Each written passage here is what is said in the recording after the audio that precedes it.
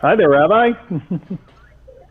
Darren! And good evening, everyone. And welcome to Israeli Soul, Food in Israel. My name is Darren Friedman. I'm going to be your host tonight. I'm thrilled to be here for what is the first of the 8 events we're going to be hosting over the course of the next month, celebrating the man in the box next to me, our very own Rabbi Alan Litwack.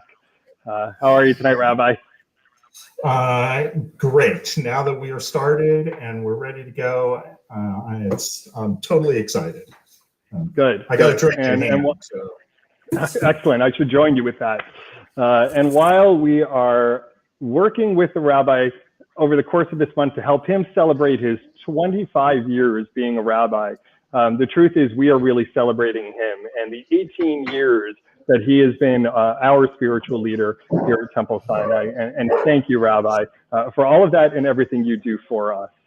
A few other thanks I want to give out before we start tonight. If you got on to this event tonight a few minutes early, you saw the scrolling names of patrons.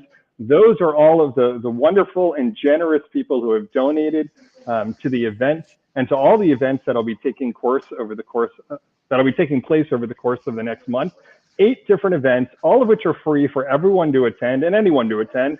All you have to do is go to tsnd.tv, and they are free thanks to those patrons who have all donated so generously to celebrate our rabbi. And I do want to give a special thanks to Sue Clow, who has been the chair of our Simchat Harav, this month-long celebration. She has put a lot of hard work into pulling this all off, and I wanted to give a special thanks to her. Hopefully, everybody got one of these in the mail or has seen it on their email or in the Temple Mosaic or in the Sinai Scene. Every which way we could possibly get it in front of you so you can see all of the events that we have coming up over the course of the next month. All of these events recognize either a passion of our rabbis, whether it be food or wine or art or travel, all of course centered around Israel, or they feature one of his teachers or a mentor or a colleague. And we're very fortunate to have lots of individuals and lots of friends of the rabbi and the temple who are going to be participating in all of these events. I do want to point out a couple of the events. This Friday night, Rabbi gets to hand off sermon duties to his friend, Rabbi Jeff Salkin, one of the most prolific writers and thinkers in Reform Judaism. Rabbi Litwack has described him as his go-to rabbi when he needs help with a sermon or something to say. So he will be delivering the sermon on Friday night. And then, if you know anything about me, the event I'm most looking forward to on April 15th, we're going to drink some wine and learn about Israeli wine. And one of Rabbi's dear friends who is in the Israeli wine industry, and Rabbi Litwack will lead us through a tasting of Israeli wines. If you are a patron for the event, you receive 2 bottles of wine so you can participate in the tasting. If you'd like to get one of those 2 bottles, give the temple a call. We've got some additional bottles available that you can purchase and pick up from the temple. Now let's talk about tonight's event. I am so happy to introduce Stephen Cook tonight. Some of you may already know Stephen because he is a world-renowned chef and restaurateur. Some of you may know him as the son of Rabbi Julian Cook, our former rabbi here at Temple Sinai. I am fortunate to say that Stephen was one of my closest childhood friends and many good memories of the two of us at age 12 and 13 together. And while growing up with me in North Miami Beach is, I'm sure, one of the highlights of Stephen's life, no doubt, it's really incredible to talk about what he's done since he left North Miami Beach and really took the world by storm. After graduating Wharton, Stephen went on to a successful career on Wall Street, then decided to give it all up, leave banking, and go to cooking school. Maybe on some other call, you can tell me how your parents reacted to that one. But for now, what's important to know is what a success he has been since. A James Beard award-winning cookbook author and restaurateur with over a dozen restaurants in the Philadelphia area. In 2019, Stephen's restaurant, Zahav, won the James Beard Award for the best restaurant in America. And for those of you who don't know James Beard, we're talking about the Oscars of the food industry, essentially. Stephen, it is so good to see you tonight. Really glad that you could do this. We're really honored to have you. Oh God, look at those photos. Well, there's Stephen and I, age 13. And Stephen, I got to say, that is one heck of a head of hair you had back then. Yeah, I wish we could go back in time. It's great to reconnect with you, Darren. I miss hanging out with you in junior high and listening to Billy Joel. So Yep. maybe we can do that after Great the show times. tonight. That sounds great. Sounds good to me. I am going to leave it to you and the rabbi now and let you two get the event started. But if anybody has any specific questions, I'm going to be watching the chat room over on YouTube. If you type in a question, maybe I'll pop in, see if the two of them want to answer it. I'm going to start off the night with the very first question.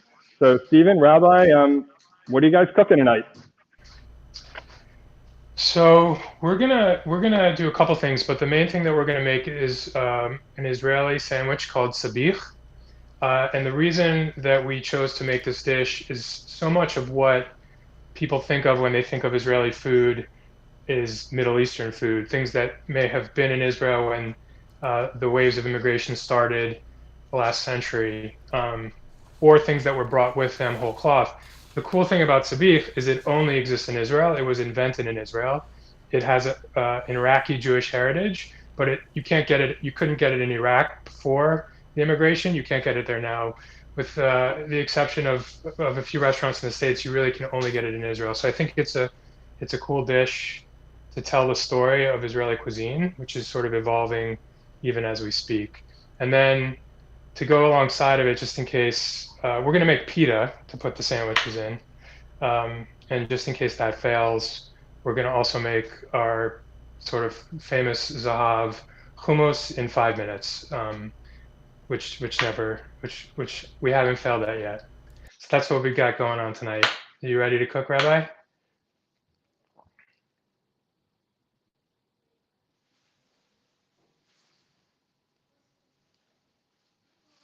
Hello?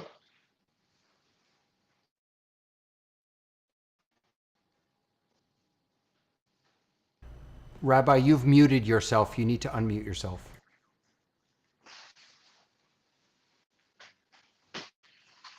I am fired up about starting, and I'm just lowering the expectations for pretty much everybody other than particularly my family, because they're going to be eating. So the pita, I don't know. This is going to be my first time making pita. I'm excited about it, but I don't know. We'll see. Well, it's been, I haven't been a working chef for about 15 years, so if the pita doesn't work out, I still have half a case of matzah that we can Nice. Don't worry, in the cabinet right behind me, I got the same. We can just throw it right on the matzah. All right, should we get started? Let's get started. All right. What are we starting All right, with? so let's start with the eggplant. We got to get that salting. We're going to slice the eggplant up, and we're going to salt it to draw out some of the moisture and the bitter juices, and it's going to have a better texture when we end up frying it for the sandwich. So I'm just going to cut off the top and the bottom. And then we're going to take a peeler and we're going to just stripe the eggplant. And the reason we do that, there's a few reasons we do that. One, if I do a good job, it kind of looks cool. But eggplant skin, I love fried eggplant skin, but a lot of people, it's a little bit too intense for. So we remove some of the skin, but we keep some of it on so that it stays, the eggplant will hold its shape when we go ahead and fry it. So I'm just going to stripe it with a peeler, and then just going to cut it into, I would say, kind of 1/2-inch rounds, maybe slightly thicker. So, Steve, I'm totally excited about this because my wife and one of my daughters decided that in our garden, we were going to plant a mini eggplant plant. Okay? And I was like, this isn't going to work. All right, it's not going to grow. And you wouldn't believe the number of mini eggplants that I have. So I already striped mine, and I cut mine and salted it, but I like can't wait because this is going to be the first time I'm having mini eggplants. Well, I'm jealous. We talk a lot about how, I mean, these are really beautiful eggplants I got from Zahav this morning, but there's no, like, the eggplants you get in Israel are just a totally different a totally different species, and they're so good, and it's really hard to recreate. One of the reasons it's so hard to recreate Israeli food here is we just don't have access to the same produce. I mean, it's a small country. Nothing is ever sitting in a refrigerated warehouse for very long, and so we have to kind of use the tomatoes taste like tomatoes, yeah. and the cucumbers actually taste like cucumbers. You know. Exactly. So we gotta use a lot of tricks in the States to kind of get that. I'm just kind of liberally salting these on both sides in a colander, and we'll let these hang out, and the texture will change. We'll squeeze out some of the moisture, and we'll just leave those for now while we get to the big challenge of the night, which is the pita. You ready for this? All right, bring it on, man. All right. So we have, as you said on before we got started today, it's a very wet dough, which is true. I don't know if you can see. It's pretty runny. Okay. And we need that because that's all that water that's trapped in the dough. That's the steam that's going to make the dough pocket, theoretically. So the trick to working with this dough is to use wet hands. So I just have a bowl of water here, and we're going to what we call ball this dough. We're going to let this dough rise 3 times total. One, we've already let it rise when we mixed it. I made this a couple hours ago, and then we're going to shape it right. We're going to shape it now into balls, and then let it rise a little bit, and then we'll go ahead and roll it into pita shape, let it rise again, and then we're going to bake it in the oven. All right. So let's see if I still remember how to do it. So wet hands, reach in, grab a ball of dough, and you kind of want to wrap it, kind of pull the skin tight over itself. And the last sort of flourish is to kind of put it in your hand and pinch it off. What I should have done is kind of floured my work surface so that I could put these down and let them go. So I'm going to do that with a very doughy hand.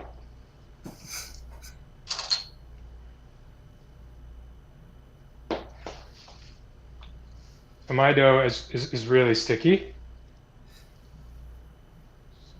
So we'll let that hang out there. How big are those? How big are those balls? I would say they're like tennis ball sized. We might have giant pita in my house. Well, that's okay. Nobody ever complained about too many carbs. Pita. All right. So let me see. Let me do this again.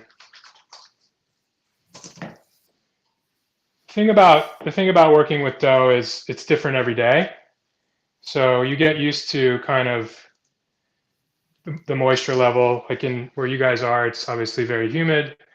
That'll affect the dough. So if you do it enough, you can kind of say, oh, today the dough feels really wet. I'm going to add a little bit more flour, but you know, this is television, so we're just going to pretend it's all going really, really well. Good.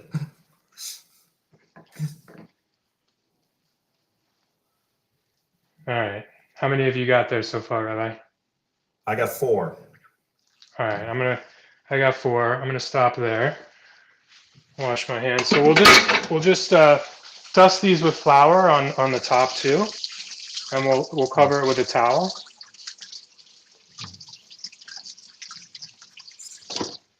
And then we will come back to it after it's gotten a chance to rise a little bit.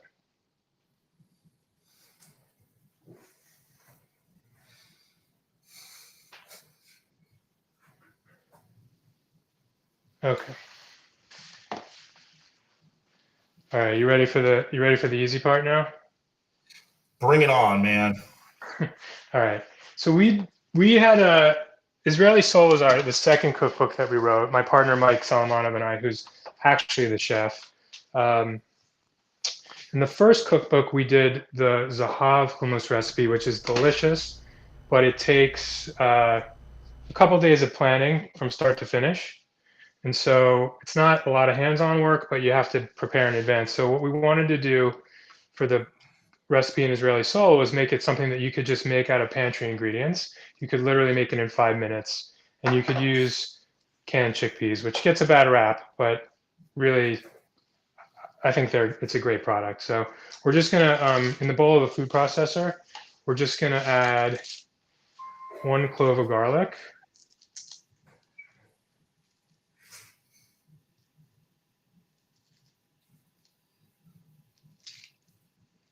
I'm actually probably just gonna add half of this clove. Israeli hummus is really not very garlicky or very lemony. It's really about the tahini, so we don't really need to add that much garlic. And the garlic is raw, so it's going to really sort of telegraph through the dish. You don't really need that much of it. So that was an interesting thing that I learned in the cookbook, because I'm so used to American, although I love when I go to Israel and I get, real hummus, and I it just doesn't taste the same. And I'm going to put in a 2 thumbs up for those of you who want to experience actual Israeli hummus, the way they serve it. This is the recipe. I've already tried this one a couple months ago, and can't wait to again have it tonight. Nice. So you're putting in the lemon. I'm going to put in the lemon. I've got a lemon reamer here, but I just like to squeeze it into my hand just to get the seeds out. As long as you don't have any cuts on your hand, it works pretty well. But I mean, but really the hallmark of this recipe is the tahini, which it's almost 50% of the total ingredients, which even Israelis look at you like you're crazy sometimes, just because it's it's the most expensive thing in there. So commercial hummus has a lot of fillers in it, a lot of oil in it, which is really just a substitute for tahini. I'm just gonna fish a couple seeds out of here. And then my favorite part about this recipe, and sort of the way that we developed it, was the worst part about dealing with tahini is when you have to measure out a certain quantity out of this 16-ounce jar, because invariably it's oil at the top, it's sludge at the bottom. You have to mix it, it's a mess. And why? So we developed this recipe really just around this entire standard 16-ounce jar of tahini. You can literally just pour the whole thing in.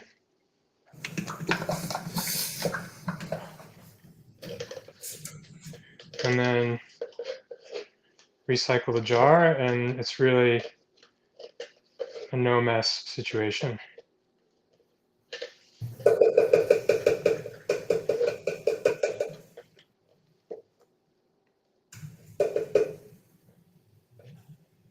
All right.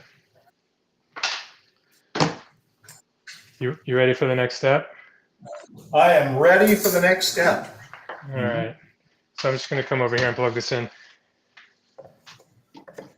There's a little bit of sort of alchemy that I think is really cool that happens at this step. So we're gonna process this, and because the tahini is mostly oil and the lemon juice is mostly water, it's gonna break and it's gonna look really, really gross. And then there's a really cool trick to bringing it back together and getting this beautiful creamy tahini sauce. So I'm just gonna run the food processor.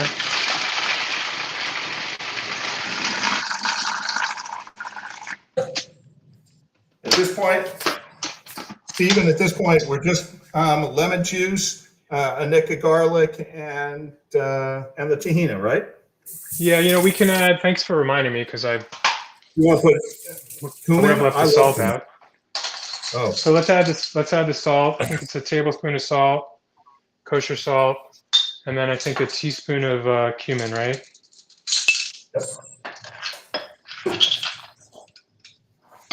yep. All right.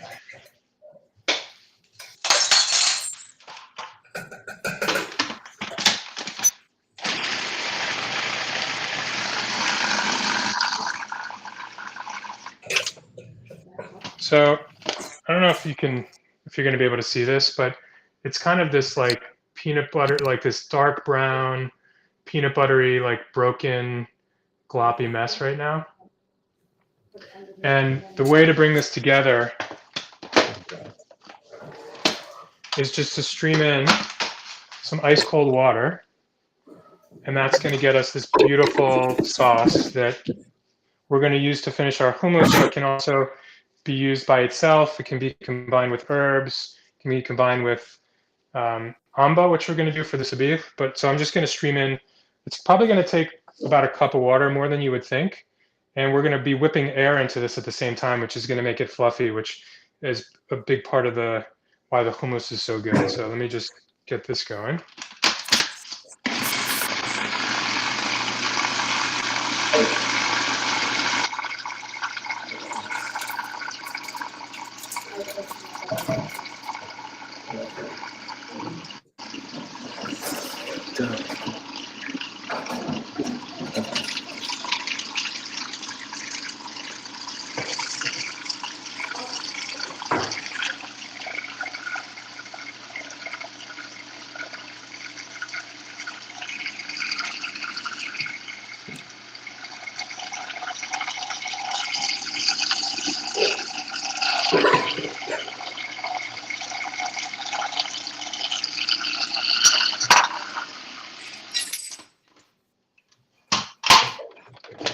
All right, so that changed from kind of brown, like dark brown and broken, to like really creamy, airy tahini sauce. Rabbi, how does yours look?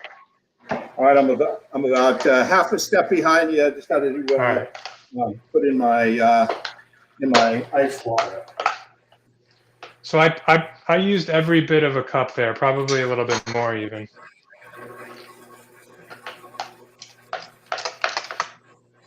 Just gonna give it a little taste. Oh, that looks very good. so good. It's very good.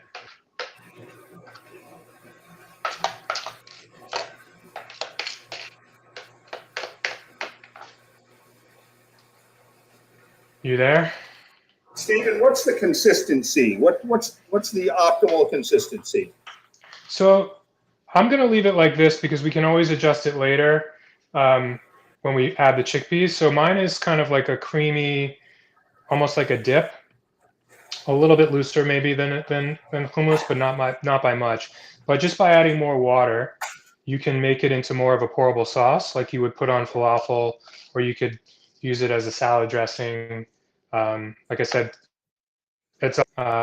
we'll puree it with just a ton of mixed fresh herbs to make it a green sauce. Oh my God. I'm going to leave it for you later. And then I know this is called 5-minute hummus, this recipe, but I'm going to call a timeout because I want to do something. I want to introduce another ingredient right now that is called amba, which is a big part. You can't have sabih without amba. Were you able to get your hands on it, Rabbi? I have to admit, I was going to make my own out using your cookbook, and then I decided, you know what, it's going to cost me more than and probably more headache than if I just went online. And sure enough, God bless Amazon.com, I got my own amba sauce in the jar. So great. I'm fired up. Me too. I didn't make this either. I stole this from the restaurant this morning. But if I'm you pretty sure had yours is going to be better than mine. No, I think it's probably exactly the same. We do make it at the restaurant for like special dishes, but as a workhorse, we buy it, and it's bright orange. So amba is a pickled green mango condiment. It is very popular in Iraq, where it came from. It probably came through Iraqi. It probably got to Iraq through Iraqi Jewish trade with India. There was a big community, a big Jewish community in India that actually made it all the way to China, and that's probably where it came from. If you go to a Indian grocery, you can find something called a mango pickle, which is more of a chutney and less of a puree. It's basically the same thing, and it's green mango. It's got a lot of spices. It's fenugreek, fenugreek, garlic, turmeric, which gives it that like bright orange color, which will probably end up staining all of our clothes before we're done tonight. And it's really the fenugreek. I don't know if you're familiar. Have you cooked with fenugreek before? I know how to spell it. It's a really it's a really funky ingredient. It's got like a smell like maple syrup, but it's super pungent. When you eat it, it kind of comes through your pores. You can sort of tell who's sitting next to you that they've eaten it. That's one of the hallmarks. Garlic, the turmeric that gives it the color, and it's this really kind of funky, punchy condiment that is a must-have on sabih. But it's one of those things where in Israel, you had something that was brought there by one culture, the Iraqi Jews, and now it's like it's everywhere. It's really kind of jumped the cultural divide and become a part of what we know of Israeli cuisine now. So this is just you can sort of see the fenugreek also has interesting properties in that it can be whipped and hold air. So you can kind of see it's almost like a little jiggly. They use the Yemenites use fenugreek in a condiment that they serve with their soup and other dishes called khilbe, which is like whipped fenugreek. You take the seeds and they soak it in water, and they whip it with garlic, and it's not my favorite. It can be described maybe as like a little snotty, but it is delicious. So what I'm going to do, which is why I'm stopping now, is I'm going to actually just take a little bit of our tahini sauce, because we're going to need both for our sabih, and I'm just going to fold it right into the amba, because I think it tones down the amba. It's really intense, and I think it's just a little bit nicer way to eat it. So I'm just gonna. Steve, you just put some amba in a bowl, and then added some of the tahini. Okay. Yep. Right there. And we may thin this out a little bit with water when we're ready to put it on the sandwich, but I just wanted to make sure I set aside some of our tahini sauce for that. All right. So now we can get back to our 5-minute hummus, and really the only thing we have left to do is take 2 cans of drained and rinsed chickpeas and add them in.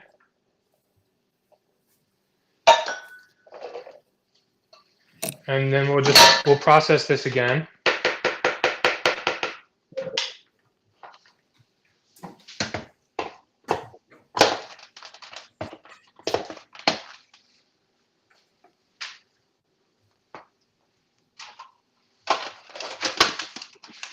And in about a minute, we should have some very delicious hummus.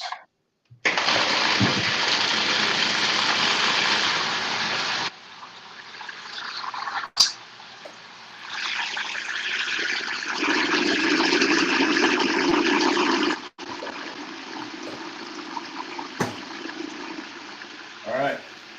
Chickpeas.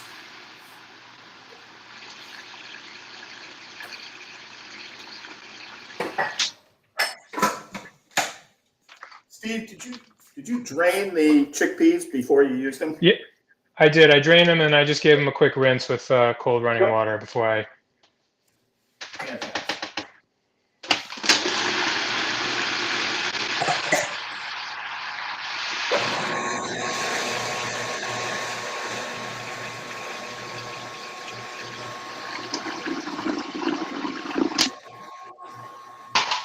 All right. For those of you who are intimidated by this is so unbelievably easy. It's really incredible.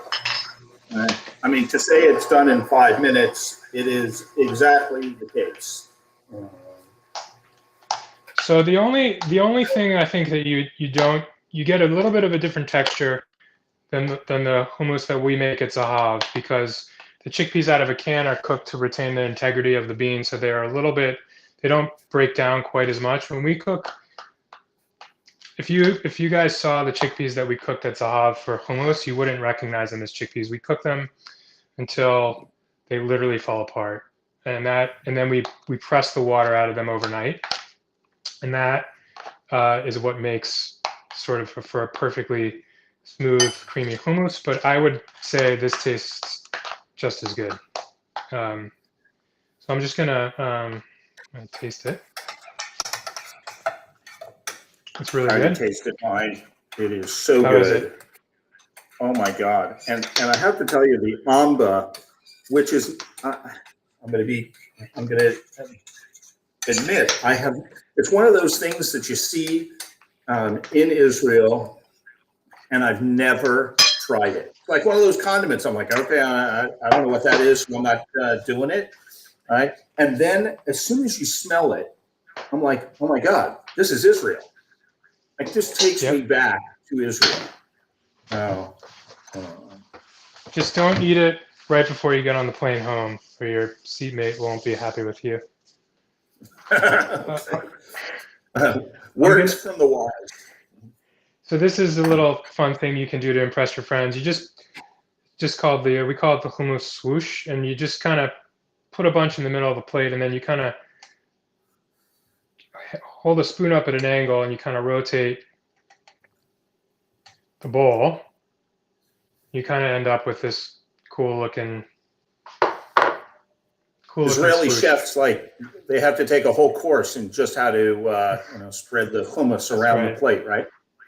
Yeah, they have to do that for 10 years before they're allowed to touch the chickpeas. They just they just do the swoosh. So, all right, I'm pretty happy with that.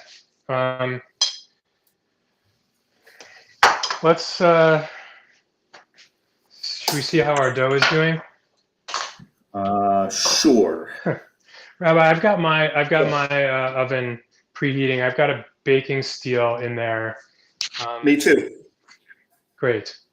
So if you hear my smoke alarm go off, you'll know what it is. And then if you don't have a baking steel, you can use an upside down cookie sheet, or you can use a cast iron skillet as well. But you want to make sure that you what's that? Ooh, that you just want to make sure. It's pungent. It's very pungent. Yes, it is. So we just want to make using a steel. Go ahead. Yeah, sorry, you go ahead. I was going to say I am using a paella pan, which is steel, and I put it in my oven and heated it because it's a nice flat surface, and hopefully it'll work. That's perfect. All right, so where is my?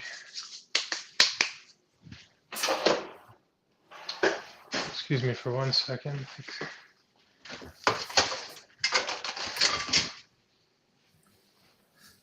So the dough is definitely a little bit sticky. I've got a floured surface. You got a fancy dough. Got my dough scraper. We're just gonna. You can use like a spatula.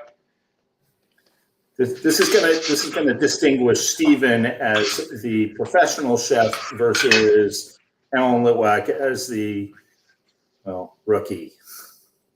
We like our tools. No. Can I tell you? Heck yeah.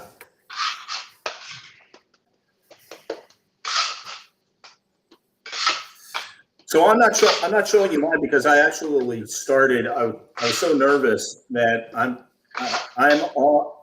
pretty much right at the step that Stephen is doing, and mine have been sitting actually in the refrigerator, resting. Okay. So I'm just gonna roll this out a little bit, and then it'll go into the oven. But I think the one thing that we have. Pardon? Lightly rolled. Lightly rolled. We don't want to roll them actually too thin. I think I sort of suffered from this misconception growing up, and I thought that pita was this really thin, sort of cardboard-like bread. I think the best stuff, and it actually works really well for sandwiches, has more in common almost with an English muffin than it does with a lot of flatbreads. It really should have.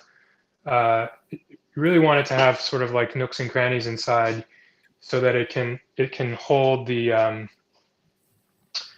sandwich fillings and not burst apart. what we really appreciate when we go on eating trips in Israel is something so simple that, I mean, you know, Israelis take it for granted. Their falafel sandwiches are well constructed and they don't like fall apart in their hands when they're eating them. And that's not, that seems like a simple thing, but it's really not that simple. So we want a little bit of, we don't want to roll these out too thin. There's a pita company, a pita bakery in Israel. They have a New York operation too. It's called Angel Pita. And the family, the Angel family, has been making pita. They've been in Jerusalem, I think, for 600 years, the family. And the way that they, when So they have a little experience, right? They got a little experience in doing this. And what they like to do is they like to, when they're showing you their product, they like to cut the top off of a pita and like pour a cup of water in and just stand there. Oh. And it doesn't leak. I can assure you I will not be trying that tonight. Yeah, I'm not going to do that either. I don't think it would work. But so I'm just going to, this is another important step. We're just going to let these rest and puff up a little bit before we put them in the oven. And that's hopefully what gives them a nice even rise oven spring in the oven and nice walls that will hold in our sandwich fillings. So let's go to, let's go back to the eggplant. Okay. So where did I put mine? So I can see, I don't know if yours is, if you can see this, but mine has got kind of water beading on the surface. So we're gonna kind of pat that off with a paper towel, and depending on how long they've been sitting there, you can almost like squeeze them to get some of the water out. Get some of that salt off, and we'll get some of the water out. I'm gonna preheat my cast iron skillet.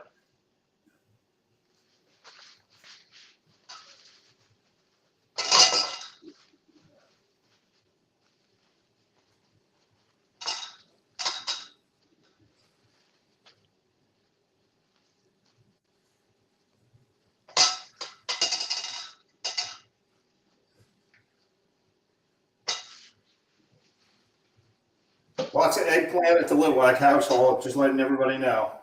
Just show up, knock on the door, and send your sandwich out.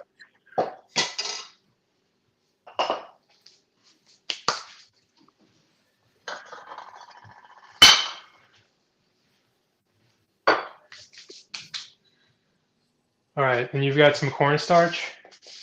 I am ready with the cornstarch. All right, so cornstarch. We learned about frying eggplant in cornstarch from this restaurant in Israel called Hakosem. I don't know if some of you may have been there. It's a pretty well-known place. It means the magician, and I would say he's got the best falafel and shawarma that I've had in Israel. And he, his name is Arik Rosenthal. That's a major, I mean, to say that. Yeah, it's really special. I mean, he takes it very, very seriously. And he just sort of buries the eggplant in cornstarch, and it fries up really, really crispy, and it holds its crisp for a good while after. If you were to do this with flour, you would get it really crispy, but it would soften more quickly. The other nice thing about cornstarch is it's gluten-free. Of course, the pita isn't. But you can put the eggplant on the hummus, and then you're good. There you go. Well, so interesting. So, do you know anything about the where the sabih comes from? About what the tradition was? No, but I'm sure you're going to tell me. So, these are elements that were part of the Iraqi Sabbath meal. So, they would make the overnight stew, the Iraqi version of cholent or hameen, and that's what they would eat for Sabbath lunch. But in the morning, when they were running out to shul, they needed something sort of quick and ready to go. And they had the eggs that were cooked overnight in the stew. And they had eggplant that would have been fried, before the Sabbath began. And so they would eat eggs, slow cooked eggs, which we'll get to in a second. They would eat fried eggplant, and they would bring it all together with the amba. And then when they got to Israel in the 50s, they really just adapted it to the sandwich because, that's really, I think, if you ask a lot of the things that, like falafel is not Israeli, but sort of putting falafel in a sandwich and stuffing it in a pita is a very Israeli thing to do. It wasn't always eaten as a sandwich, and so when different Jewish immigrant groups came to Israel, they saw the way that street vendors were stuffing different things into pitas. This one Iraqi fellow, his name was Tzvi Halabi, is generally credited with being the first guy to stuff the food of his culture into a pita, into a sandwich, and that's where the sabih sandwich comes from.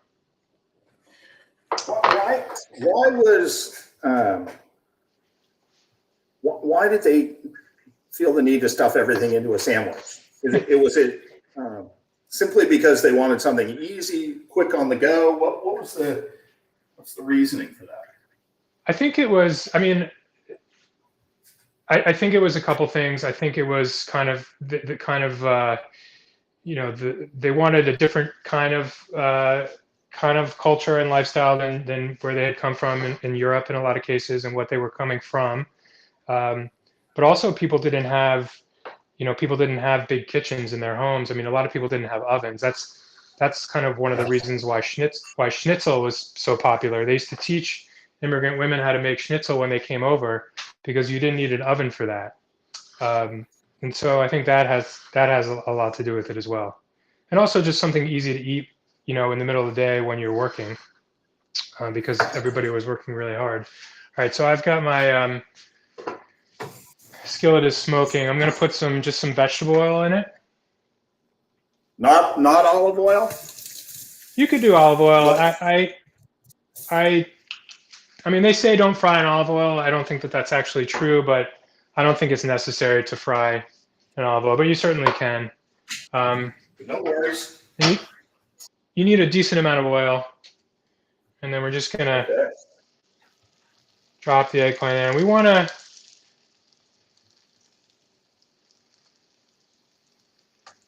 kind of regulate the heat so that we have like a nice kind of medium sizzle. We don't want to cook it too fast. It'll get too dark and burned before the eggplant is nice and creamy inside.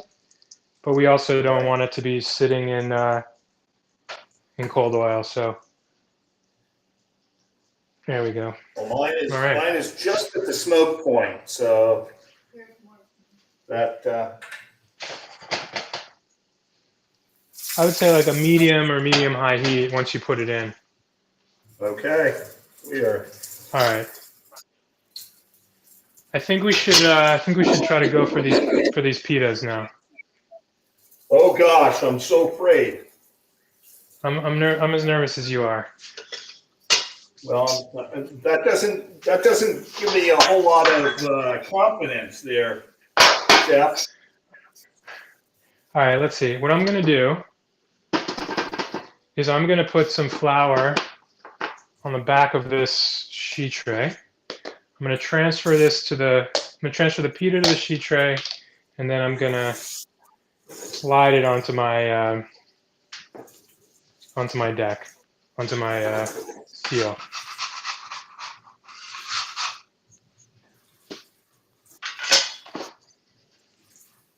So you didn't preheat you just preheated the oven versus preheating I do have a baking steel in here. Got it. Okay.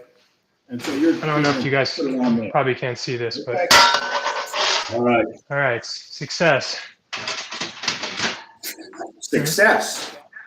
Success. I'll do one more. I mean, I didn't. Success getting it in the oven. That's qualified success. Okay. Well, all right. Here's what mine looks like. There's a lot of flour, but it's just because it's all around it. But I don't know. We're gonna find out here. Too much flour, I think. But I think it'll be okay. thanks for the vote of confidence. It's nobody's gonna know at home what's going on here. Are you kidding? My children. You didn't get them to sign a non-disclosure agreement?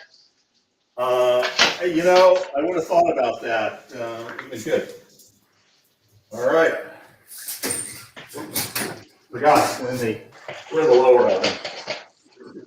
All right. So it's probably going to take a little while. I mean, I don't have convection in my oven here, so it's probably going to take 5 minutes or so. Should have probably turned my oven up a little bit hotter.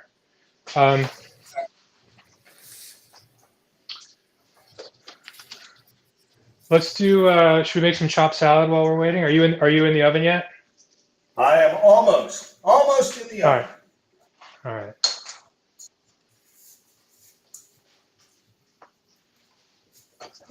Yeah, here we go.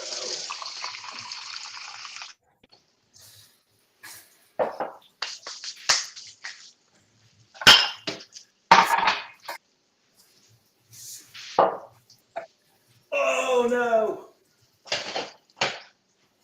Well, What happened? let's put it this way: they're not going to be exactly round. Okay? They're going to get in the oven, but the shape could be a little interesting. All right. Well.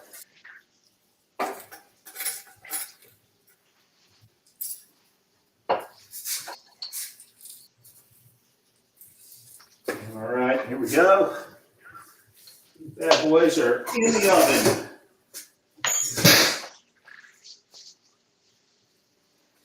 Cool. Okay. Oh, our eggplant is looking so good. Looks good. Let me check mine. Yeah, looking good. I'm going to give mine a little flip. All right.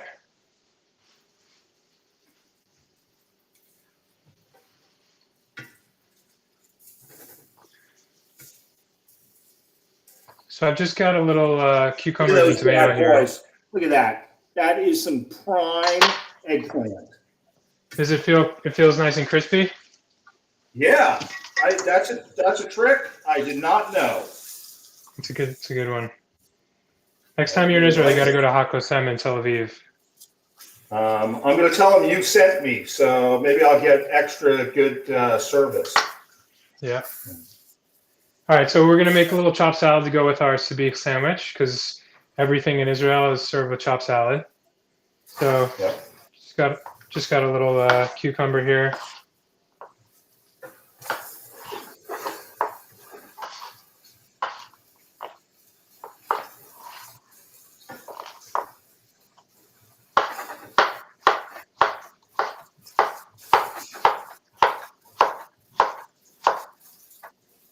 So is this what you thought you would be doing after 25 years in the rabbinate?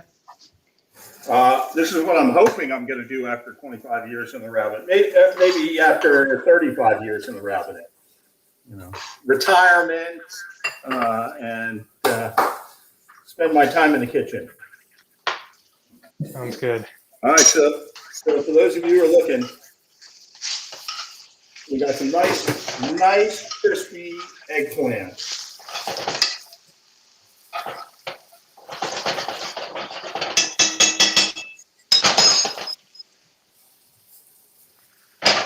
All right.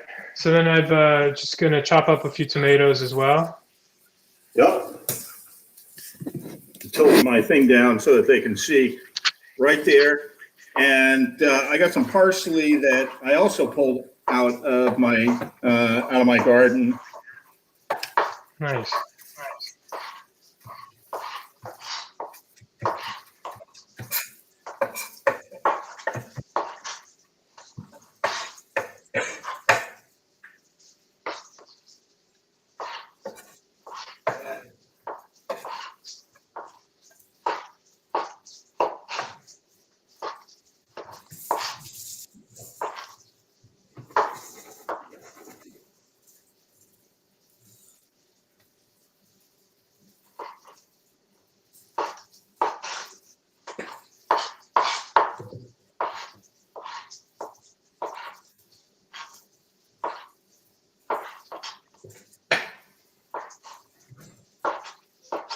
So Stephen, what's it like, being a restaurateur and to be named, best restaurant in America? Well, it's been a tough year to be a restaurateur, but I guess the silver lining is that they haven't had the James Beard Award since we won that award. So we are now not only were we the first Israeli restaurant to win that award, but now we're the longest. I guess we can say we've held that title now for almost 3 years. So it feels feels good. No, it's nice to win awards. I mean, it's like there's so many there's so many restaurants that could win it, and to win it it's nice. I mean, this was a restaurant. Zahav opened in the last recession, 2008, and almost didn't make it through its first year. So to be able to look back, 12, 13 years later is pretty cool. But, the people that are coming in tonight don't really care about the award that we won 2 years ago. So it's such a competitive business that, if we're not improving what we're doing at the restaurant, then we're actually getting worse. So we think about that a lot, and awards are nice, but they can be, they can go to your head. So you try to fight against that. I actually am using cilantro in my chopped salad because I love cilantro, and I had some in my fridge, and I was too lazy to go out today and buy parsley. But you can really use anything. I mean, I remember growing up, my mom would put like chopped peppers, onion, chopped olives in our chopped salad. So really, you can do whatever you want. I'm gonna probably season this pretty minimally because we've got. Is mom cook on the on? I heard Susie. I heard you were going to join us. So I heard that too. Something into the chat like, "I'm proud of my son mostly." I got some good news about these pitas, though. I'll tell you. All right, looking good. I'm afraid to look. Suppose I need to look. You see that? Oh, look at that. That is gorgeous. All right, here we go. All right.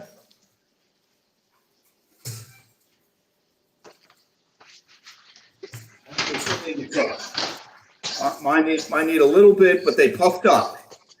Yeah. I'm just going to brush off some excess flour, but... How long are we cooking these eggplants? They're probably done now. I think they're probably done. Yeah. I think we can pull them. All right, I'm pulling mine and putting in a second batch. After all this work, I'm going to be hungry. I'm going to stop at one batch because your kids are already, they already had pizza for dinner. Oh.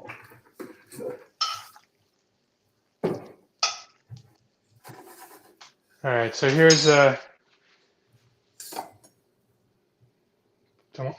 yeah, fall on the floor. Nice and crispy, and they should get. I think they're going to get, like, as they cool, they might even get a little bit crispier, which is kind of neat. All right, so I'm going to just season this.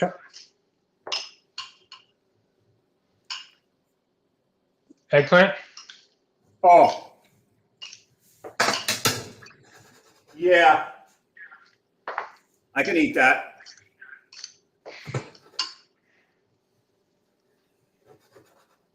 If I was serving this chopped salad like by itself, I'd put more salt and lemon and olive oil in it. But because this is going into something, the sandwich that's got a lot of flavors going on, I'm gonna just add a touch of salt, and this will give us some nice freshness. Yeah.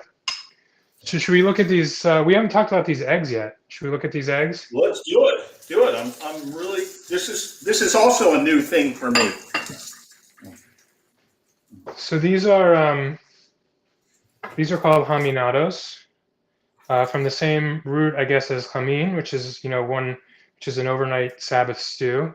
Yeah. These would we have a cheater way of doing it, where we boil them, where we slow braise them in coffee and tea, and I like to put onion skins and salt, and then you crack them after they're cooked, and then when you peel them, they kind of have that antique look to them. But these would just be cooked in the Sabbath stew, put in raw overnight with the stew, and then eaten warm, either for breakfast or lunch the next day.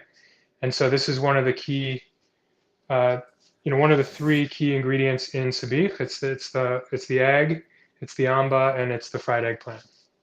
So Stephen, So, I actually sous vide my eggs over over 10 hours at. I actually did a little bit lower temperature because I could, and I'm pretty excited about them. nice. I'm just trying to.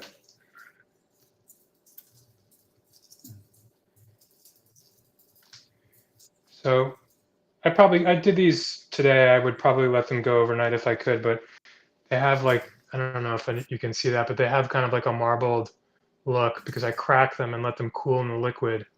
So they got a little bit stained.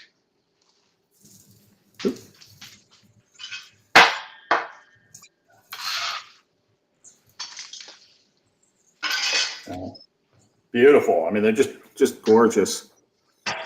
And they're nice when they're warm.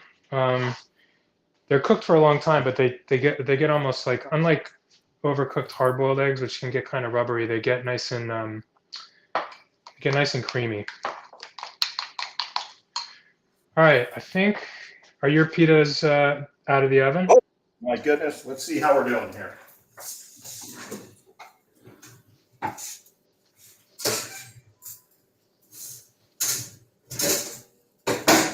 Well, I don't know. We're going to find out here.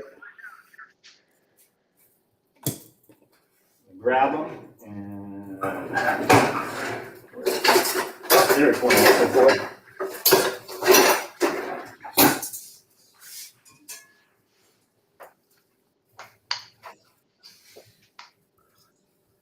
Da da da da. There, I think they might be. What? I don't know. We'll see. I'm gonna let them. I might have cooked them.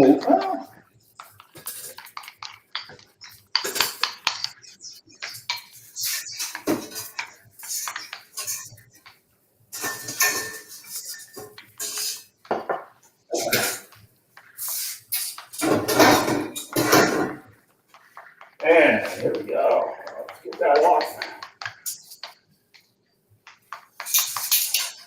All right. I may have redeemed myself here. So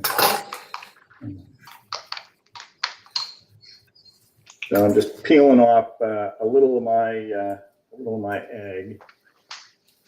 Oh, these are just beautiful. I mean, they really look so nice.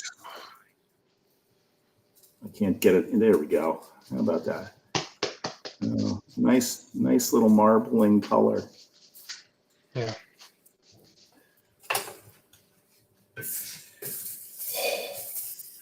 Second batch of eggplant, looking so good. Ooh.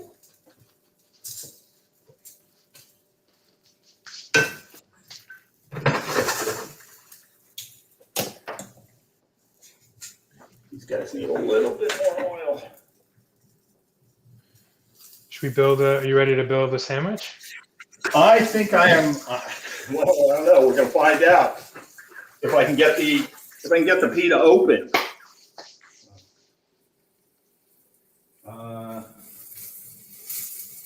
Woo! They're hot. They are hot. You know, there's like this iconic experience that I have at Machane Yehuda, okay, where you go there and you get to the pita, I don't know, the pita baker, and you watch them, they go up the ramp, all right? Yeah. And then and they're flat, and then you see them, and they're puffed up, all right? And then they come down, and there's a guy who's just pulling them off of the conveyor belt and sticking them in a bag, and then you cook them, and then they're literally so warm that in the bag, the steam, and there's nothing better than fresh pita. So I'm excited about this. Nothing better. Let's see. All right, I'm gonna crack into mine. All right. Trying to think of the right angle here, but sometimes there's a seam vent that compromises the integrity, but I'm gonna just ignore it for a second.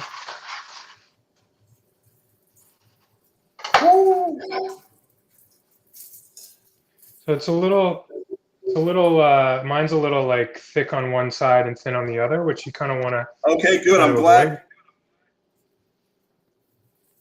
Yeah. This is we struggle. I don't know if We you fight can with see it, but it is steaming hot. steaming. Good. All right, so I'm gonna go in a little bit with my just spread a little bit of my amba tahini, Okay. and then I will take some eggplant, put that in there. And then I'm going to cut up this egg into slices. Yes, sir. We're throwing in some eggplant. Beautiful.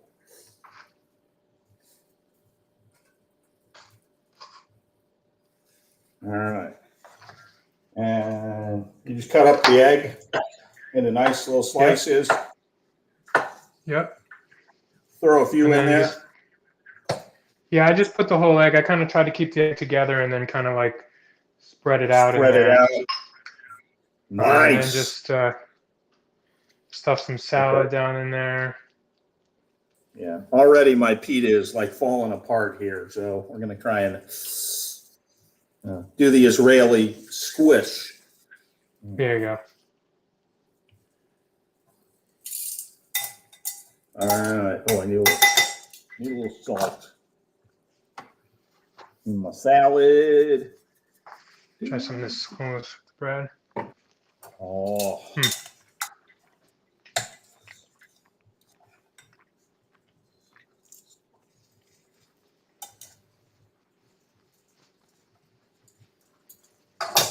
This is looking, look at this.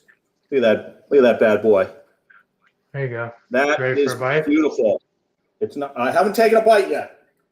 Now, Waiting you for throw you. some hummus in there? Hold on one second. You can. I did not. Yeah, I'm a hummus guy, so I'm going to do it. Do it. Okay. All right, are we ready? Yeah, ready? Well, here's to you, Stephen. Thank you so much for doing this. I feel like I've increased my chef skills. Looking good. All right, let's give it a try. Thanks. Yep.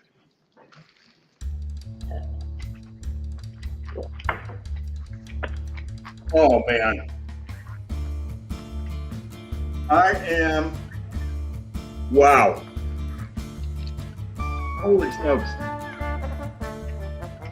This is so good. Oh, okay. I have learned the soft cooked eggs, brand new for me. Amba, brand new for me. All right. Using cornstarch on the eggplant, brand new for me. I'm having just a deja vu of being in Israel right now. Right? That's the idea. Oh, Well, thank you for having me. This was a lot of fun, and congratulations on 25 years. well, thank you. And I'll say thank you to everybody who made this possible. I hope Darren's going to pop on. He's going to remind you of all the things. Wait. There we go. Remind you of all the things that are coming up. Yeah. But really, First of all, thank you both so much. That was amazing. I wish I was cooking with you guys. Instead, you've inspired me, and I'm waiting on my falafel and hummus food delivery, which Uber says is about 10 minutes out. So I'll be good to go in a few minutes. Oh my goodness. Honestly. Yeah. Or I could just show up at Rabbi's house in about 5 minutes, because that looks really tempting. I'm having a food orgasm. I know that's probably TMI, but this is really. But honestly, Stephen, I cannot thank you enough. It was really so good to see you. When people get back to traveling again, please give us a call next time you're in Miami. And we really appreciate you doing this with us tonight. It was great to see you. It was a lot of fun. Thanks for having me, and look forward to right. reconnecting in Miami. Yeah, and I everybody. the next time I'm in Philadelphia, Stephen, I'm calling you, and I expect reservations. You pick whatever restaurant. I don't care. You got Right, it. well, I'm coming along. I'm letting you know that now. And everybody, we have lots of great events coming up over the next month. Every Friday night for the next 4 Friday nights, there's going to be a guest rabbi, a mentor or a teacher or a colleague of Rabbi Litwack giving the sermon, lots of interesting topics. And then, of course, tonight was food. Then we've got wine. After wine, we've got art in Israel. Then we've got a virtual trip to Israel. Lots of fun events, all, of course, celebrating our rabbi and his 25th year as a rabbi, his 18th year with Temple Sinai. We are so proud of you. We are so lucky to have you. Thank you, everyone, for joining tonight. I hope everyone had a great time, and I'll see you on Shabbat Friday night.